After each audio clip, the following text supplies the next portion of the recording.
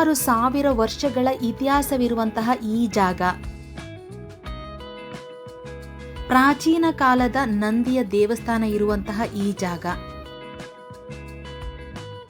ಚೋಳರ ಕಾಲದಲ್ಲಿ ಈ ಬೆಟ್ಟವನ್ನ ಆನಂದಗಿರಿ ಎಂದು ಕರೀತಾ ಇದ್ರು.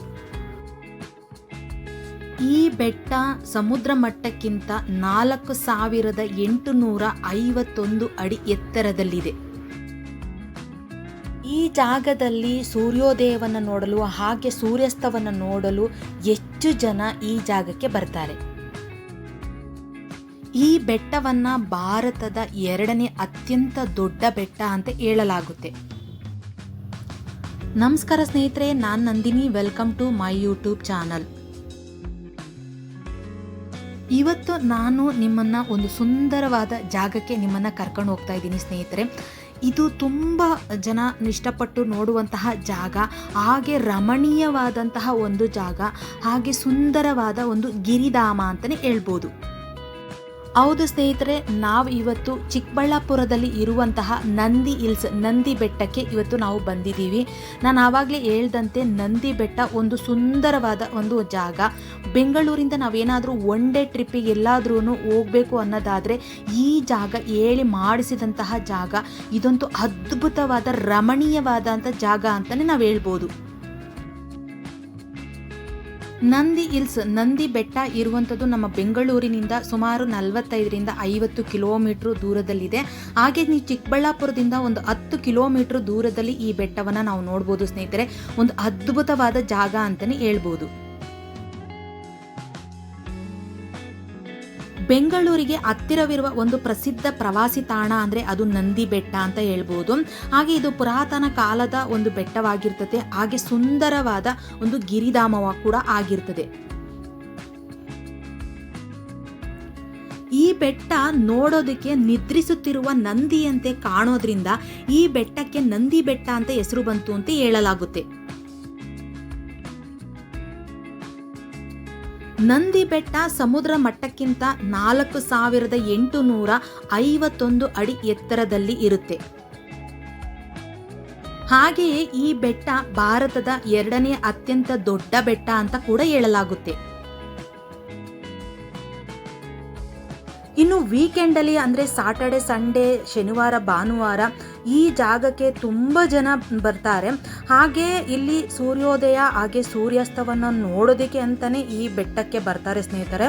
ಅದು ಬಿಟ್ಟು ಬೇರೆ ದಿನಗಳಲ್ಲಿ ನಾವು ಬಂದರೆ ಅಷ್ಟು ಜನ ಇರೋದಿಲ್ಲ ಇಲ್ಲಿ.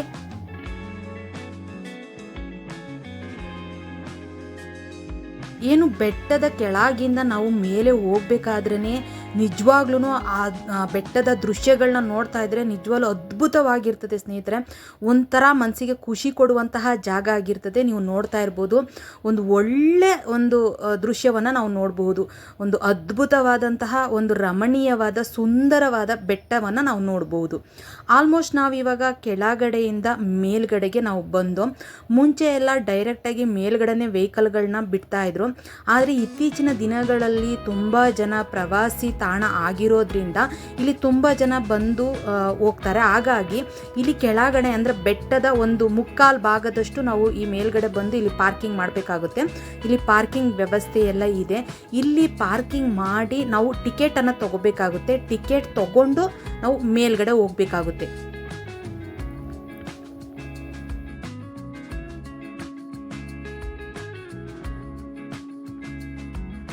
ನಾವು ಸುಮಾರು ಒಂದು 4:15 5 ಗಂಟೆ ಸಂಜೆ ಆಗಿತ್ತು ನಾವು ಬಂದಾಗ. ಆಲ್ರೆಡಿ ಮೋಡ ಎಲ್ಲ ಮುಚ್ಚಿತ್ತು, ಸ್ವಲ್ಪ ಮಳೆ ಬರುವ ಹಾಗಾಗಿತ್ತು. ಹಾಗಾಗಿ ನಾವು ಬೇಗ ಮೇಲ್ಗಡೆ ಹೋಗ್ತಾ ಇದ್ದೀವಿ. ಇವಾಗ ಇಲ್ಲಿ ಏನಂದರೆ ಸಂಜೆ 6 ಗಂಟೆ ಮೇಲೆ ಇದು ಬೆಟ್ಟದ ಮೇಲೆ ಹೋಗೋದಕ್ಕೆ ಕ್ಲೋಸ್ ಮಾಡಿಬಿಡ್ತಾರೆ. ಮೇಲ್ಗಡೆ ಹೋಗೋದಕ್ಕೆ ಆಗೋದಿಲ್ಲ. ಇಲ್ಲಿ ಕೆಲವೊಂದು ಮೆಟ್ಲುಗಳನ್ನು ಹತ್ತಿ ನಾವು ಏನು ಇವಾಗ ನೀವು ನೋಡ್ತಾ ಇದ್ರಿ ಕೋಟೆ ಥರ ಇದೆಯೋ ಆ ಕೋಟೆ ಮೇಲೆಗಡೆ ನಾವು ನಡ್ಕೊಂಡು ಹೋಗಬೇಕಾಗುತ್ತೆ. ಸುಮಾರು ದೂರ ನಾವು ನಡ್ಕೊಂಡೇ ಮೇಲ್ಗಡೆ ತುದಿ ತಲುಪಬೇಕಾಗುತ್ತೆ.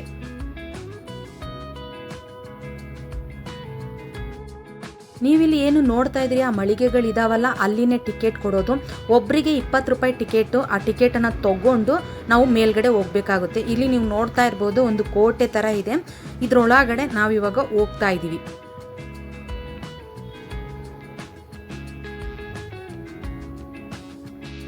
ಈ ಜಾಗದಲ್ಲಿ ಒಂದು ಟಿಪ್ಪು ಸುಲ್ತಾನಿನ ವಸತಿ ಗೃಹ ಅಂತ ಇಲ್ಲಿ ಹಾಕಿದ್ದಾರೆ. ಒಂದು ಕಾಲದಲ್ಲಿ ಟಿಪ್ಪು ಸುಲ್ತಾನು ಬೇಸಿಗೆಯ ಸಮಯದಲ್ಲಿ ಇಲ್ಲಿ ಬಂದು ವಿಶ್ರಾಂತಿಯನ್ನು ತೆಗೆದುಕೊಳ್ತಾ ಇದ್ರಂತೆ. ಹಾಗಾಗಿ ಅದ್ರ ಕೋಟೆ ಒಳಗಡೆ ನಮ್ಮ ಬಿಡೋದಿಲ್ಲ, ಬಟ್ ಅಲ್ಲಿ ದೂರದಿಂದನೇ ನಾವು ಆ ಕೋಟೆಯನ್ನು ನೋಡ್ಬೋದು. ಬೆಟ್ಟದ ಮೇಲೆ ನಾವು ಒಂದು ಕಲ್ಯಾಣಿ ಕೂಡ ನೋಡ್ದೋ. ನೀವು ನೋಡ್ತಾ ಇರ್ಬೋದು, ಜನಗಳು ನಡ್ಕೊಂಡು ಹೋಗೋದಿಕ್ಕೆ ಅಂತಾನೆ ಒಂದು ಜಾಗಗಳನ್ನ ಮೆಟ್ಲುಗಳನ್ನ ಮಾಡಿರ್ತಾರೆ. ಹಾಗೆ ವೆಹಿಕಲ್ಗಳು ಹೋಗೋದಕ್ಕೆ ಅಂತಾನೆ ಒಂದು ಜಾಗವನ್ನು ಮಾಡಿರ್ತಾರೆ. ನಾವಿವಾಗ ವೆಹಿಕಲ್ ಹೋಗೋ ಕಡೆಗೆ ಹೋಗ್ತಾ ಇದ್ದೀವಿ. ಆಲ್ರೆಡಿ 5 o'clock ಆಯಿತು. ಮತ್ತು ಇದೆಲ್ಲ ಫುಲ್ಲು ಮೋಡ ಎಲ್ಲ ಮುಚ್ಚಿರೋದ್ರಿಂದ ಆಲ್ರೆಡಿ ಕತ್ಲೆ ಅನ್ನೋ ಥರ ಇದೆ. ನೀವಿವಾಗ ಏನು ನೋಡ್ತಾ ಇದ್ದೀರಿ, ಇದು ಜನಗಳು ನಿಂತು ಆ ಬೆಟ್ಟದ ಮೇಲಿಂದ ತುದಿಯಿಂದ ನೋಡೋದಕ್ಕೆ ಈ ಜಾಗವನ್ನು ಮಾಡಿದ್ದಾರೆ. ನೀವು ನೋಡ್ತಾ ಇರ್ಬೋದು, ಅದ್ಭುತವಾಗಿರ್ತದೆ. ನೋಡ್ತಾ ಇದ್ರೆ ಕಣ್ಣಿಗೆ ತುಂಬಿಸಿಕೊಂಡು ಆನಂದ ಪಡುವ ರೀತಿಯಲ್ಲಿ ಇದೆ. ಈಗ ನೋಡ್ತಾ ಇರ್ಬೋದು, ಬೆಟ್ಟಗಳು ಮೋಡಕ್ಕೆ ತಾಚಿಕೊಂಡಂತೆ ನಿಂತಿದ್ದಾವೆ. ಹಾಗೆ ಮಳೆ ಕೂಡ ಸ್ಟಾರ್ಟ್ ಆಯಿತು.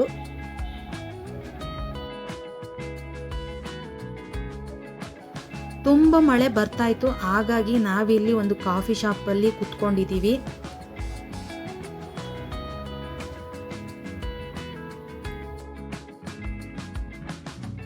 ನಾವು ಸುಮಾರು ಇಲ್ಲೇ 1 ಗಂಟೆ ಟೈಮು ನಾವು ಇಲ್ಲೇ ಕುತ್ಕೊಂಡು ಮಳೆಯೆಲ್ಲ ನಿಂತ ಮೇಲೆ ಕಾಫಿ ಎಲ್ಲ ಕುಡಿದು ಸ್ವಲ್ಪ ಸ್ನ್ಯಾಕ್ಸ್ ಎಲ್ಲ ತಿಂದು ಇವಾಗ ಮತ್ತೆ ನಾವು ಮೇಲ್ಗಡೆ ಹೋಗ್ತಾ ಇದ್ದೀವಿ. ಒಂದೊಂದು ಜಾಗನಂತೂ ಕಣ್ತುಂಬಿ ಬರೋ ಥರ ಇದೆ. ಅಲ್ಲಿ ಪ್ರತಿಯೊಂದೂ ಒಂದೊಂದು ಬೋರ್ಡ್ ಹಾಕಿರ್ತಾರೆ, ಯಾವ್ಯಾವ ಜಾಗದಲ್ಲಿ ಆಟ ಆಡ್ಬೋದು ಅಥವಾ ಕುತ್ಕೊಂಡು ನೋಡೋ ಅಂಥ ಜಾಗ, ಮಾತಾಡೋ ಅಂಥ ಜಾಗಗಳಿದ್ದಾವೆ. ಹಾಗೆ ವಸತಿ ಗೃಹಗಳೇನಾದ್ರೂ ಬೇಕಾಗಿದ್ದರೆ ಮತ್ತು ಹೋಟೆಲ್ಗಳು ಯಾವ್ಯಾವ ಇದೆ, ಕಾಫಿ ಶಾಪ್ ಎಲ್ಲಿದೆ, ಎಲ್ಲದನ್ನು ಕೂಡ ಒಂದೊಂದು ಬೋರ್ಡನ್ನು ಹಾಕಿದ್ದಾರೆ ಸ್ನೇಹಿತರೆ. ಆಲ್ರೆಡಿ ಸಂಜೆ 5:15 ಆಯಿತು. ಹಾಗಾಗಿ ಇಲ್ಲಿ ನೀವೇನು ನೋಡ್ತಾ ಇದ್ದೀರಿ, ಈ ಬಸ್ಗಳು ಕೆಳಗಡೆಯಿಂದ ಬರ್ತವೆ. ನಾವು ಕೆಳಗಡೆಯಿಂದ ಬರೋದಾದರೆ ಬಸ್ಸಲ್ಲಿ ಟಿಕೆಟ್ ತೊಗೊಂಡು ಕೂಡ ಅವರೇ ಕರ್ಕೊಂಬಂದು ಮೇಲ್ಗಡೆ ಬಿಡ್ತಾರೆ. ಹಾಗೆ ಅವರೇ ಕರ್ಕೊಂಡು ಕೂಡ ಹೋಗ್ತಾರೆ. ಇಲ್ಲಿ ಈ ಜಾಗ ನಾವೇನು ನೋಡ್ತಾ ಇದ್ದೀವಿ, ಇದು ವ್ಯೂ ಪಾಯಿಂಟ್. ಇಲ್ಲಿ ನಿಂತ್ಕೊಂಡೇ ತುಂಬ ಎತ್ತರದಿಂದ ನಾವು ಎಲ್ಲ ಸುತ್ತ ಅಂದರೆ ಬೆಟ್ಟದ ಸುತ್ತಮುತ್ತಲಿನ ಜಾಗವನ್ನು ನೋಡ್ಬೋದು. ಈಗ ನೀವು ನೋಡ್ತಾ ಇದ್ದೀರಿ ಸ್ನೇಹಿತರೆ, ತುಂಬಾ ಅದ್ಭುತವಾದ ಜಾಗ ಅಂತಲೇ ಹೇಳ್ಬೋದು. ವರ್ಣಿಸೋಕ್ಕೆ ಆಗೋದಿಲ್ಲ, ಅಷ್ಟು ಖುಷಿ ಆಗುತ್ತೆ ಆ ಬೆಟ್ಟದ ಮೇಲಿಂದ ಈ ಜಾಗಗಳನ್ನೆಲ್ಲ ನೋಡ್ತಾ ಇದೆ. ಅದರಲ್ಲೂ ಮಳೆ ಬಂತಲ್ಲ, ಮತ್ತು ಆ ಮಳೆ ಮೋಡ ಎಲ್ಲ ಬೆಟ್ಟಕ್ಕೆ ತಾಚ್ಕೊಂಡಿರೋ ಥರ ಇರ್ತಿತ್ತು. ನೀವು ನೋಡ್ತಾ ಇರ್ಬೋದು, ತುಂಬಾ ಅದ್ಭುತವಾದ ಜಾಗ ಅಂತಲೇ ಹೇಳ್ಬೋದು. ಅಟ್ಲೀಸ್ಟ್ ಸೂರ್ಯಾಸ್ತನ ಆದ್ರೂ ನೋಡಬಹುದು ಅಂತ ಬಂದು, ಆದರೆ ಮಳೆ ಇರೋದ್ರಿಂದ ನಾವು ಸೂರ್ಯಾಸ್ತವನ್ನು ನೋಡ್ಲಿಕ್ಕೆ ಆಗಲಿಲ್ಲ. ಆದರೆ ಬೆಟ್ಟದ ಮೇಲಿಂದ ನಾವು ನಿಂತ್ಕೊಂಡು ನೋಡಿದಾಗ ನೀವು ನೋಡ್ತಾ ಇರ್ಬೋದು, ಅಲ್ಲೊಂದು ರೆಸ್ಟೋರೆಂಟ್ ಎಷ್ಟು ಅದ್ಭುತವಾಗಿ ಒಂದು ಪಾರ್ಕ್ನ ಮಾಡಿದ್ದಾರೆ ಅಂತ, ಅಷ್ಟು ರಮಣೀಯವಾಗಿ ಕಾಣಿಸುತ್ತೆ ಆ ಜಾಗದಿಂದ ನೋಡಿದಾಗ. ಇನ್ನು ಇಲ್ಲಿ ಯೋಗ ನಂದೀಶ್ವರ ದೇವಸ್ಥಾನ ಕೂಡ ಇದೆ. ಹಾಗೆ 1000 ವರ್ಷಗಳ ಹಳೆಯದಾದಂತಹ ನಂದಿ ದೇವಸ್ಥಾನ. ನಾವು ಹೋಗಿರೋದು ಸಂಜೆ ಆಗಿರೋದ್ರಿಂದ ಆ ದೇವಸ್ಥಾನ ಕೂಡ ಇಲ್ಲಿ ಮುಚ್ಚಿತ್ತು, ಮತ್ತು ತುಂಬ ಮಳೆ ಇರೋದ್ರಿಂದ ಅದು ಆಲ್ರೆಡಿ ಕ್ಲೋಸ್ ಆಗಿತ್ತು.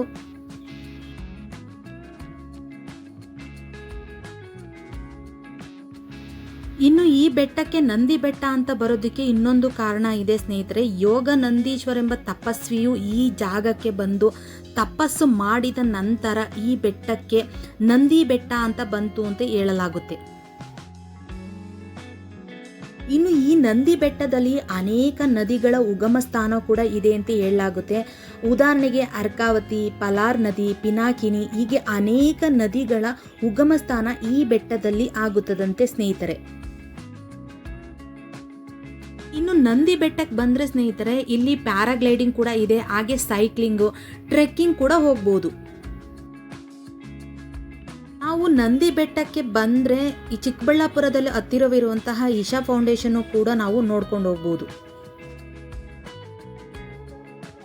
ಹಾಗೆಯೇ ಇನ್ನೊಂದು ಜಾಗವನ್ನು ಕೂಡ ನಾವು ನೋಡ್ಬೋದು ಸ್ನೇಹಿತರೆ. ಬೆಟ್ಟಕ್ಕೆ ಹತ್ತಿರವಿರುವಂತಹ ಮುದ್ದೇನಹಳ್ಳಿ, ಅಂದರೆ ಸರ್ ಎಂ ವಿಶ್ವೇಶ್ವರಯ್ಯನವರ ಸಮಾಧಿ ಇರುವಂತಹ ಜಾಗ. ಆ ಜಾಗನೂ ಕೂಡ ನಾವು ನೋಡ್ಕೊಂಡು ಹೋಗ್ಬೋದು ಈ ನಂದಿ ಬೆಟ್ಟಕ್ಕೆ ಬಂದರೆ.